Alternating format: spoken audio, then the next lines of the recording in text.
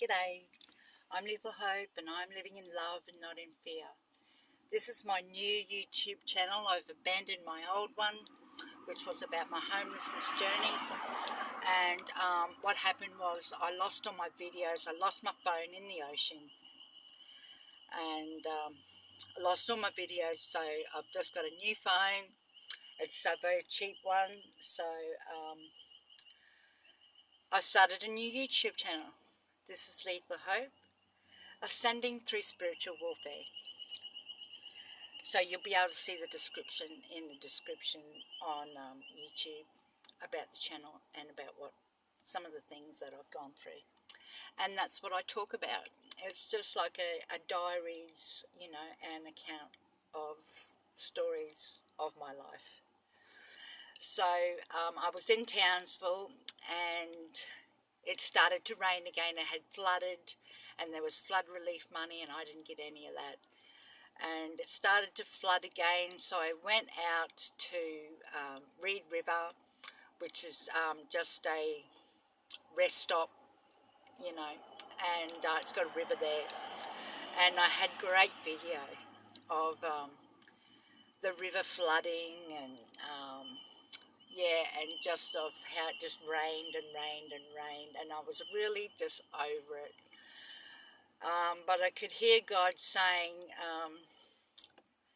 don't give in before you level up. But even so, I wanted a house to live in. So I've looked on Facebook Marketplace and I found a few places that I was applying for, and none of them was appropriate for. I have a dog, a schmoodle dog, Tully, and he's about 8 months now. And no one wanted Tully. Their place wasn't suitable for dogs. So, anyway, this one fellow, I was in town with this one fellow I was communicating with, was from Mackay, and he had a ad in Facebook Marketplace that said he was an elderly gentleman who needed a kind person to help him with day-to-day tasks, and that he had a room that he would give for free. Anyway, so I communicated back and forth with him. I gave him my phone number and we spoke on the phone, and I was a bit suspicious of the whole thing. But I felt like, I'm a tolerant person, I can make it work. Just some of the things he said I could sort of see. I didn't really quite believe. Was it true? But anyway, so I just decided I'd just float around anyway. And there was no rain there. But the day I left, it just rained and rained and rained, and it was quite a dangerous drive. And I just feel like, I don't know, perhaps that was all designed, and I made it anyway. I made it to Mackay and I parked it in his place, and I had video of me parked at his place and the floodwaters came up and nearly engulfed my car, my van that I live in full time. And anyway, we spoke and spoke and spoke, and so many lies came out. First of all, it was a room and a small wage. Well, and because he had the dog, because I had the dog, I have the dog, he has no dog, and which he knew I had. I'm just an honest person, I just tell people how it is, right? And because I had the dog, that he had to get used to it, and that I had to stay out on the patio area, on the floor, on this little mattress. This was about this thick, and I got my nose out of joint, and I started bringing my stuff in, and I brought my mattress in, which is an inner spring mattress. And I put it on the patio, and I was willing to stay on the patio for a few days, he said, until he got used to the dog being there. And this was an old place, and it wasn't clean anyway. He wasn't up to date with the cleaning. And then he said that I mentioned the small wage, and he said, oh no, there's no small wage for you because you have the dog, and in fact you have to buy all the food and anything that the house needs and cook it. Alrighty, then. No. And then he had, on the patio, he had this massage table.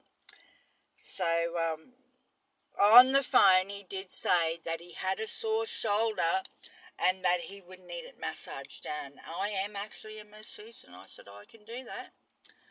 And, but I'm right into exercise and stuff like this. It's best off, you build yourself up and build your body up, and get some exercise and strength into you, and stretching and stuff like that. I believe in sort of those healing powers. And a massage, every now and then.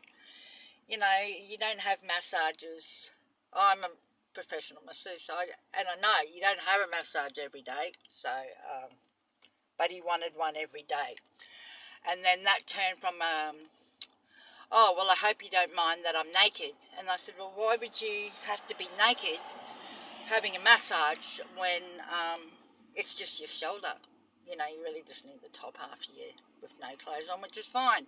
And he said, oh, no, I got other pain. And I said, well, I'm used to, when I was a masseuse, people was always naked on the table. I didn't have to see them. It's all discreet with a towel and so forth and so on. But you're a big fellow, and it's best for you to exercise. That's really going to help all the pain that you have. And then he said, oh, he couldn't lift his arm this far. He can't wash himself properly, and so, he can't brush his hair. And he'd grown his hair, and it was brushed this day. And, so he wanted me to brush his hair as well. And he said he sort of just wanted a wife situation, hugs and stuff like this, but he was impotent or something like this. No sex. And I said, no. And then I'm sitting, he's gone for a nap. We've spoken, and then he's gone for a nap in the afternoon. And then he's come out, and he said, oh, I want a massage. And I said, well, listen, mate, when I get that room and I've got all my stuff in the room and sorted out, then I'll start the bartering and the swapping, and, you can have your massage then. And he still had the ad in. The ad, I asked him on the phone before I got there how long had the ad been in, and he said 1 week. And this is what, I just caught him out on heaps of lies. Then it went from the ad had been in 4 months. So that's suspicious. There you go. He's had 4 months of interviewing people and probably just treating them the same way that he treated me. And so no one stayed. No one's going to, you got to respect people, mate. And to get respect back, and you got to be loyal to get loyalty back. Anyway, he's answering the ad. It's in the afternoon, and I said, oh, well, I've got to go and walk my dog now. And he said, well, when you get back, he'll give you a massage. And I said, no, well, when I'm in the room, we'll start bartering about that stuff. I've just travelled all the way here. I've carted all my stuff in out of the van, and there'll be no massage today. And he's answering the ad that he's put in. Another person and she was an 18-year-old girl who was being flogged by a boyfriend, and he feels sorry for her. Maybe you can both live here and sort it out. And I said, listen, mate, whatever you do is up to you. But I've come here under the precinct that that's my room. So I don't know. I don't want to be out there on the floor, and I'm quite got my nose out of joint that I'm out there on the floor, and I'm speaking with assertiveness. I'm not, yelling or, swearing or any of this is going on. I'm speaking assertively. So he knows where he stands with me, because I certainly can see where I stand with him, and I'm not liking it at all. This is the first day. I haven't spent a night yet. I get back from the walk, and he said, I want you to go. And I said, mate, I told you that I'm at least here till payday. I've spent all my money getting down here, and I've got no money, and I've got no fuel. I've rolled into your driveway with no fuel on the pretense that I had a room here and that I would just leave my van here for the few days until I got paid. So I wasn't getting paid. It was a Friday. I wasn't getting paid till Tuesday. I'm in Mackay and I don't know where to park for free. I got no money and I can't drive anyway. He says, no, you're going now.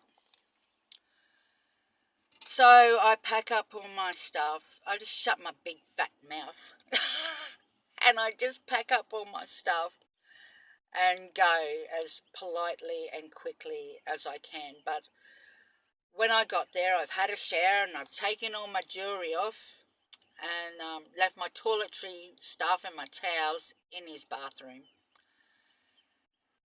And a few other stuff that I left around the house also. And this was stuff that I was broke and I needed to eat. And I couldn't afford to replace because I had no money. So I've actually gone from his place to the police station and told them that this guy is a con man, and that and just a story that I've told you. And they said, that's very interesting. We already know about him. Yeah.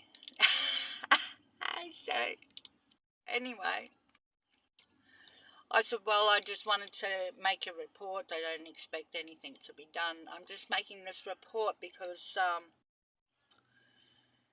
he's talking to young girls on there, and I don't want them to fall into this trap of being manipulated and having to do things for this old man who was only 65, actually. He wasn't really an old man.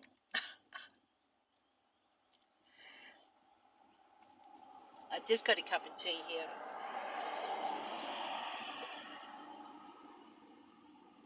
And I'm getting a dry throat.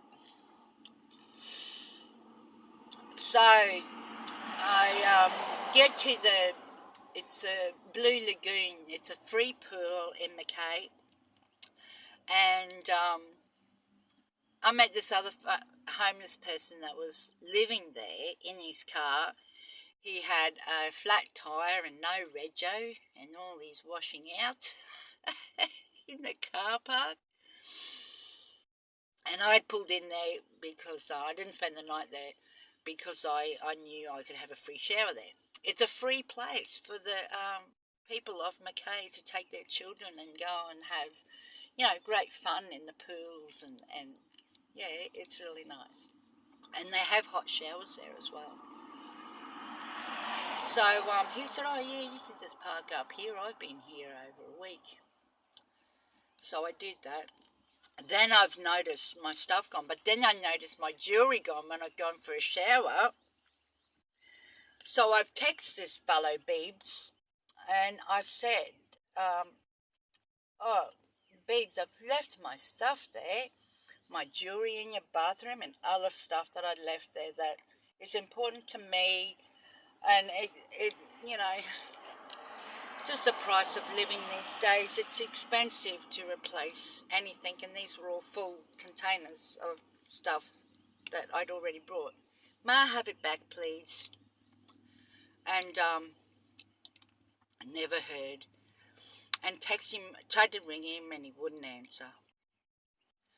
So I rung the police because I can't drive around. I got no fuel, right? So I'm sort of stuck at this great place, this Blue Lagoon, until me payday anyway. Anyway, I've got a water here. My throat's getting dry and cracking up.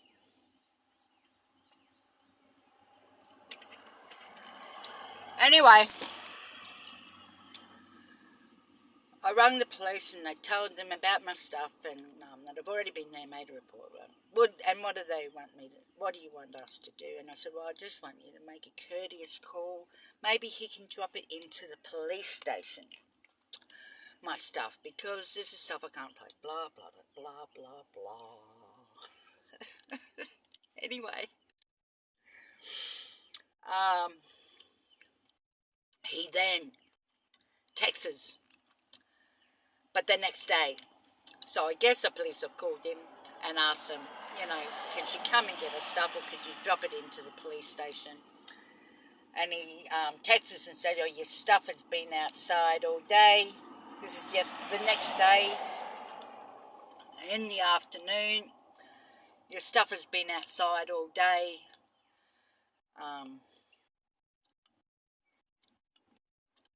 At the gate. For when you want it. And then, because I actually texted him when I couldn't get in touch with him, I said, look, if you don't want to have anything to do with me, that's fair enough too.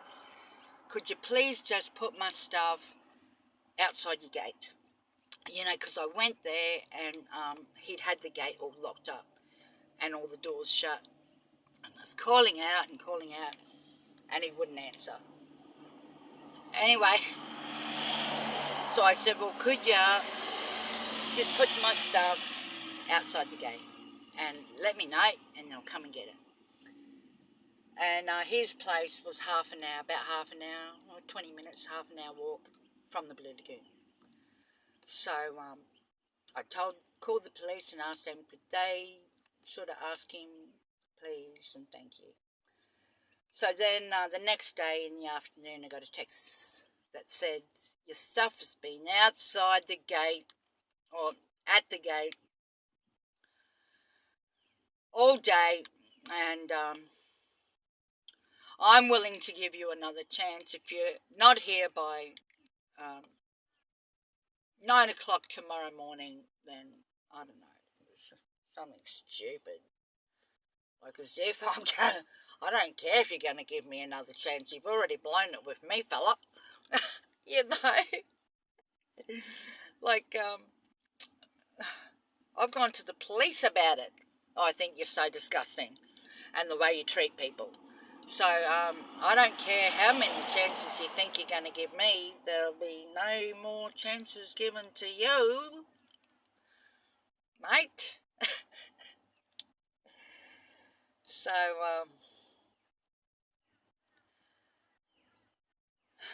I walked because I didn't know how much fuel I had, because actually my van doesn't show the gauge of petrol, of how much fuel I've got. So I've walked there, grabbed my bag of stuff and just walked back with my dog Tully, and Tully loved it, and he did. And so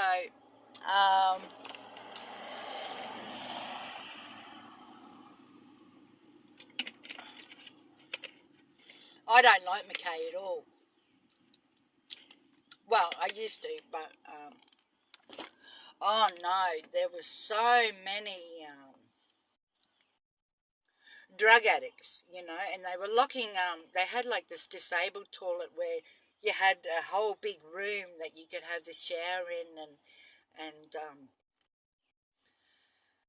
room to move, and there was a fan in there and it had hot and cold water where my throat. And the other showers were just like swimming pool showers, like, like beach showers, and you just press a button and it was just hot water, and I like to finish with cold water. I didn't just like it hot, and you were stuck in a little cubicle And so I like to go into the disabled one, and the security guard there at the Blue Lagoon, hello, he's a nice fella. He used to open it for me and let me in, but he said he wasn't opening. They locked that shower, and you had to ask them to open it because of all the drug addicts, and there was like needles and needle packets and drug packets, and everywhere I walked in Mackay, everywhere I drove to, there was this going on. And he said it was the homeless that was on drugs, and I'm homeless and I'm not on drugs. But anyway, homeless get blamed for a lot of things, That isn't true. I used to be on drugs. I used to be a drug addict, and I used to use the needles. It used to go straight into my main line. And I haven't. Well, I've sort of backslidden, fallen off the wagon. Is that how you say it? A couple of times. And I feel like every time that I have, it's been witchcraft that has been sent towards me. To put me back into my old self and to lower my vibration and things like this. And so I've had a couple of turns of the old drugs since I have given them up about 4 years ago. But they were short-lived. It was only a taste, and then I sort of got a grip of myself and said, what in the hell is going on here? And so no more. But I would describe Mackay as the worst town in the world. Well, at least Australia, you know what I mean? But, yeah, I didn't have a good time there, and so I left there. And and I'll leave that story for you next, because I got on I wasn't happy that I didn't have a place, and it was raining in Mackay. And I wanted a home to live in, and I deserve rest, relaxation, and luxury, and peace, and harmony, and unity, and a home. So, the next video I'm looking on Facebook Marketplace, and I'm applying for places, and the most I can afford would be $150. That's all I want to spend. So I ended up finding a place for $120, but I'm going to leave that story for the next video. Thank you for watching and subscribing and liking the video. I hope you have a wonderful and blessed day, because I'm going to. And hey, stay beautiful.